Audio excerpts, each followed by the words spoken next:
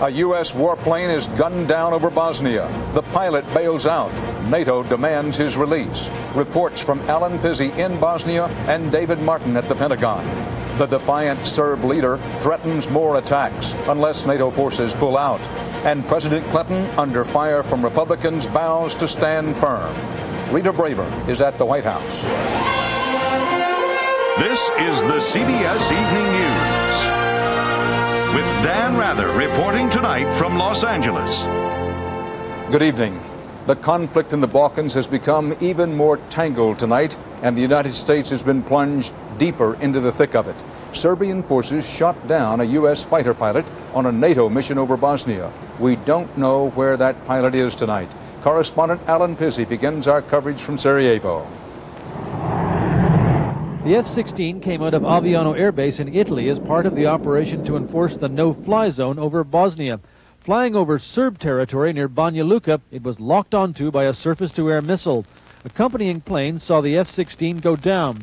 American forces mounted a search and rescue operation, but reports say the pilot was captured.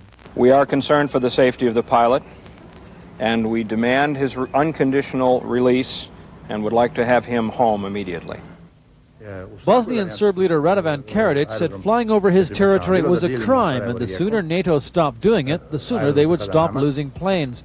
But NATO is not going to stop flying, and this would seem to be a textbook case for retaliation. Perhaps as a first sign of backing down, the Bosnian Serbs tonight released some 120 of the nearly 400 UN peacekeepers held hostage.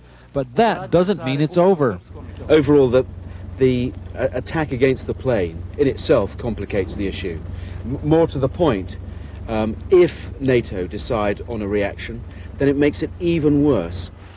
Confusing the issue even more, the Bosnian Serbs today placed more restrictions on some Canadian and French troops they hold, and their comrades in arms are losing patience.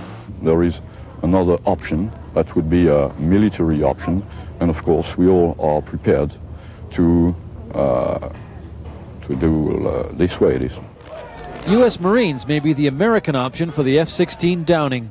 The attack surprised everyone, and what no one here can figure out is why the Bosnian Serbs would raise the stakes so high just when it looked like there might be a way out of the crisis.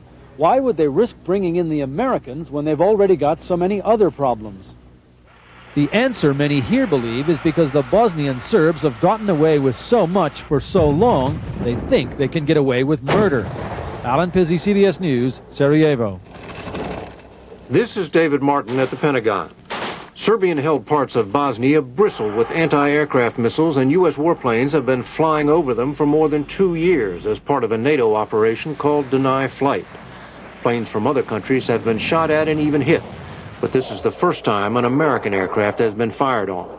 And the Serbs did it with their best surface-to-air missile, the SA-6.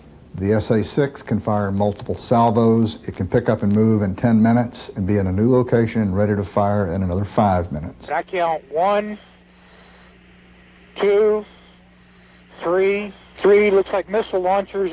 American pilots are authorized to fire only in self-defense when an anti-aircraft weapon attacks them or locks on with its radar.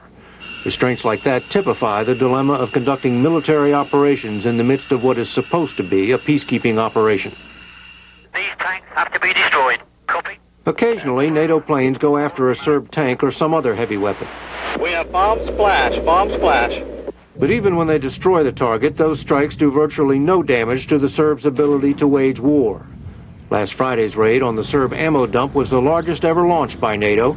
It consisted of just 12 planes. To one of this country's best-known combat pilots, it makes no sense to risk lives for such paltry results.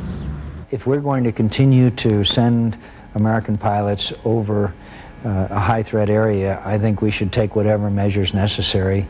In other words, eliminate the threats that are on the ground. In fact, last November, the U.S. recommended that NATO planes be allowed to take out Serb missiles, like the one which shot down the F-16